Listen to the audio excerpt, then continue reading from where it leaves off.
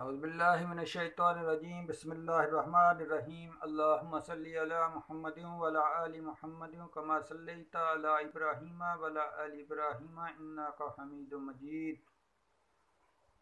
حضرت عبد المطلب کی عبادت کا مرکز حبل کا بت نہیں تھا۔ انہوں نے اس وقت بھی حبل یا کسی اور بت سے مدد طلب نہیں کی تھی جب ابراہ نے کعبہ پر چڑھائی کر دی تھی۔ عبد المطلب ہی کیا، اس مصیبت کے وقت تو مکہ میں کسی نے بھی دیوتاؤں کو نہیں پکارا تھا۔ وہ ہمیشہ اللہ ہی سے دعا کرتے تھے، لیکن مابیوں کا عطا کردہ حبل نامی بت حرم کعبہ کے اندر نصب تھا اور قریش کے نزدیک مجسمہ برکات تھا۔ وہ اسے رحمت اور اس روحانی نعمت کا باعث سمجھتے تھے جس نے کعبے کو سرشار کیا ہوا تھا۔ وہ حرم کعبہ جو دیگر معبودوں کے مقابل عظیم تر تھا، ملک عرب کے طول و عرض میں دیگر احرام بھی تھے، لیکن خانہ کعبہ کے مقابلے میں ان کی کوئی حیثیت نہ تھی۔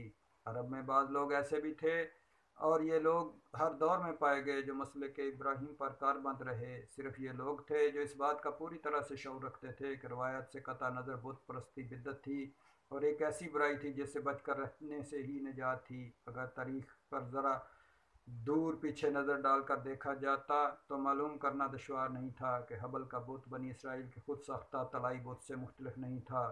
یہ پاک باز گروہ حنفا بت پرستی کی لعنت سے کوئی سروکار نہ رکھتے تھے، اور مکہ میں ان کی موجودگی کو وہ نہ صرف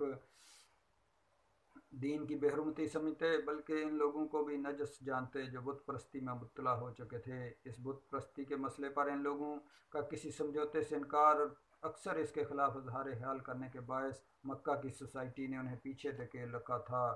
ان حنفا کی توقیر محض برداشت کیے جانے کی حد تک تھی۔ حضرت عبد المطلب 4 حنفا کو جانتے تھے۔ ان میں سے جو زیادہ قریب تھے ان کا نام ورقہ تھا، وہ ان کے دوسرے امزاد نوفل کے فرزند تھے۔ ان کا قبیلہ اسد تھا۔ ورقہ نے مسیحی مذہب اختیار کر لیا تھا اور اس علاقے کے مسیحیوں کے عقیدے کے مطابق نبی کی بعثت کا وقت آ چکا تھا۔ ممکن ہے کہ اس قسم کے عقیدے کے ماننے والوں کا حلقہ محدود رہا ہو، لیکن اس کے باوجود اس عقیدے کی حمایت میں 2 معزز اور قابل قدر مشرقی کلیساؤں کے پادریوں، علم نجوم کے ماہر جوتشیوں اور کاہنوں نے بھی تائید کی۔ عربوں کو ایک نبی کے سوا بت پرستی کی لعنت سے کون چھڑوا سکتا تھا؟ خانہ کعبہ کے گرد ایک وسیع دائرے کی صورت میں اس سے کسی قدر فاصلے پر 300 سے زائد بت تھے۔ ان کے علاوہ تقریباً مکہ کے ہر گھر میں ذاتی بت رکھا ہوتا تھا۔ یہ چھوٹا بڑا بت سارے گھر کے لیے مرکزی حیثیت رکھتا تھا، خصوصاً جب کوئی سفر پر جانے کے لیے تیار ہوتا تو گھر سے رخصت ہونے سے قبل اس کا آخری کام یہ ہوتا تھا کہ وہ بت کے سامنے جا کر اس پر ہاتھ پھیر کر خیر کی دعا کرے۔ واپسی پر بھی یہی عمل دہرایا جاتا۔ یہ بت پرستی مکہ تک محدود نہیں تھی، بلکہ سارے عرب ہی میں یہ طور طریقے رائج تھے۔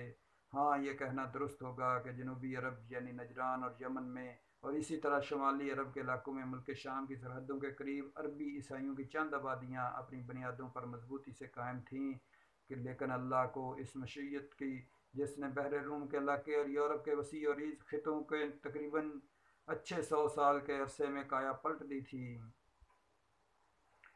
اس نے عرب کے ملحدانہ معاشرے میں جس کا مرکز مکہ تھا عملاً کوئی اثر نہ ڈالا۔ حجاز کے عرب اور حجاز کے مشرق میں کھلے میدانوں میں بسنے والے نجد کے لوگ سیدنا عیسیٰ علیہ السلام کے پیغام انجیل سے قطعاً متاثر نہ ہوئے۔ یہ بھی نہ تھا کہ قریش اور دیگر بت پرست قبائل عیسائیت سے اناد رکھتے ہوں۔ عیسائی خود بھی حرم ابراہیم علیہ السلام کی تعظیم کے لیے آیا کرتے تھے۔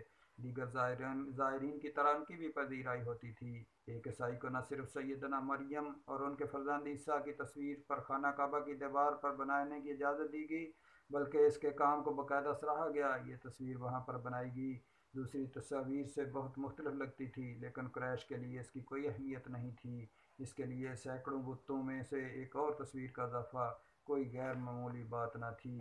اپنے قبیلے کے اکثر لوگوں کے برعکس ورقہ لکھنا پڑھنا جانتے تھے۔ انہوں نے آسمانی صحیفوں کا مطالعہ بھی کیا تھا، علوم دین سے بھی واقفیت تھی۔ ورقہ کی ایک بہن جس کا نام قتیلہ تھا اپنے بھائی سے بہت قریب تھی۔ ورقہ اکثر اپنی بہن سے اس موضوع پر اظہار خیال کیا کرتے تھے۔ ان کے کہے ہوئے الفاظ نے بہن پر اس قدر گہرا اثر کیا ہوا تھا کہ متوقع نبی کا خیال ان کے ذہن پر چھایا رہتا، کیا اس کا امکان ہو سکتا ہے کہ وہ ان کے درمیان ہی موجود ہو؟ اب جب کہ عبداللہ کی قربانی کے عوض اونٹوں کے فدیے کا مسئلہ طے ہو گیا تھا تو عبد المطلب نے اپنے عطا کردہ بیٹے کے لیے ایک زوجہ تلاش کرنے کا عزم کیا۔ اس بارے میں کچھ سوچ بچار کے بعد آمنہ کو پسند کیا گیا۔ یہ وہب کی دختر تھیں جو کسا کے بھائی زہرہ کے پوتے تھے۔ وہب خاندان زہرہ کے سردار تھے۔ وہب خاندان زہرہ کے سردار تھے۔ چند سال قبل ان کی وفات ہو چکی تھی۔ آمنہ اب اپنے چچا کی سرپرستی میں تھیں۔ ان کے چچا کا نام وہیب تھا جو بھائی کے مرنے کے بعد ان کی جگہ سردار ہو گئے تھے۔ وہیب کی اپنی بھی ایک بیٹی تھی جس کا نام حالہ تھا۔ یہ بچی بھی شادی کی عمر کو پہنچ چکی تھی۔ جب عبد المطلب نے اپنے فرزند عبداللہ کی شادی آمنہ سے طے کر لی تو خود اپنے لیے حالہ کا رشتہ مانگا۔ وہب نے یہ رشتہ بھی منظور کر لیا اور بیک وقت دونوں شادیوں کی تیاریاں شروع ہو گئیں۔ مقررہ روز عبد المطلب نے اپنے فرزند کا ہاتھ اپنے ہاتھ میں لیا اور وہ دونوں بنی زہرہ کی بستی کی سمت روانہ ہو گئے۔ راستے میں بنی اسد کی بستی پڑتی تھی۔ اتفاق ایسا ہوا کہ ورقہ کی بہن قتیلہ اپنے مکان کے دروازے پر کھڑی تھی، غالباً جان بوجھ کر کھڑی تھی تاکہ ان دیکھے جانے کے قابل چہروں کو دیکھ سکے جن کی شادی کی خبر مکہ میں بھر میں پھیل چکی تھی۔ عبد المطلب کی عمر اب 70 برس سے تجاوز کر چکی تھی، لیکن اس کے باوجود وہ اپنی عمر سے بہت کم لگتے تھے۔ ان کا جسہ قد و قامت ہر صورت سے حیرت انگیز طور پر جوانی سے بھرپور نظر آتا تھا۔ دونوں نشاہوں کی اپنی منزل کی جانب خرامہ خرامہ چال، ان دونوں کا فطری حسن و جمال جس کو متبرک تقریب کے احساس نے مزید نکھار دیا تھا، واقعتاً قابل دید تھا۔ جیسے ہی وہ دونوں قریب پہنچے، قتیلہ کی نظریں صرف جوان عبداللہ پر جمی تھیں۔ عبداللہ حسن و جمال میں اپنے وقت کے یوسف علیہ السلام تھے۔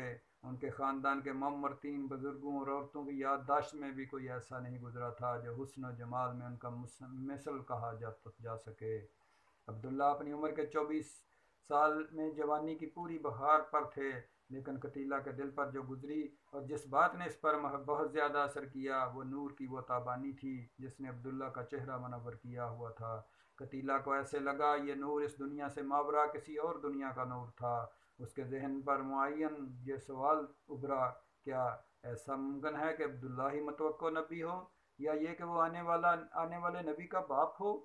ابھی وہ دونوں اس کے سامنے سو کر گزرے ہی تھے کہ اچانک ایک جذباتی کیفیت سے بے قابو ہو کر اس کے منہ سے نکلا، عبداللہ۔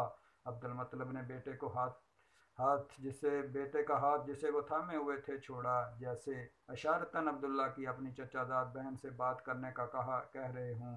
عبداللہ مڑے اور پلٹ کر قتیلہ کے روبرو ہوئے۔ قتیلہ نے پوچھا، کہاں جا رہے ہو؟ اپنے والد کے ساتھ بڑی سادگی سے جواب ملا۔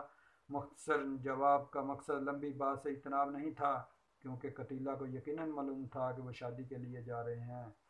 مجھے بھی اپنے ساتھ لے چلو، مجھے بھی اپنی زوجیت میں لے لو، تمہیں اتنے ہی اونٹ مل جائیں گے جتنے تمہارے فدیے میں قربان کیے گئے تھے۔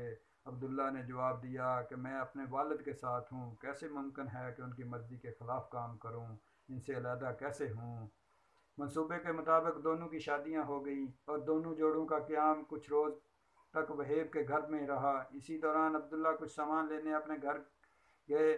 راستے میں پھر قتیلہ سے ملاقات ہوئی۔ قتیلہ کے انہماک لیکن خاموش زبان نے عبداللہ کو پوچھنے پر مجبور کیا کہ اس سے پہلے جو کچھ تم نے اپنی زبان سے کہا تھا آج وہ کیوں نہیں کہتی؟ قتیلہ نے جواب دیا، وہ نور جو کل تمہارے چہرے پر تھا اب زائل ہو چکا ہے۔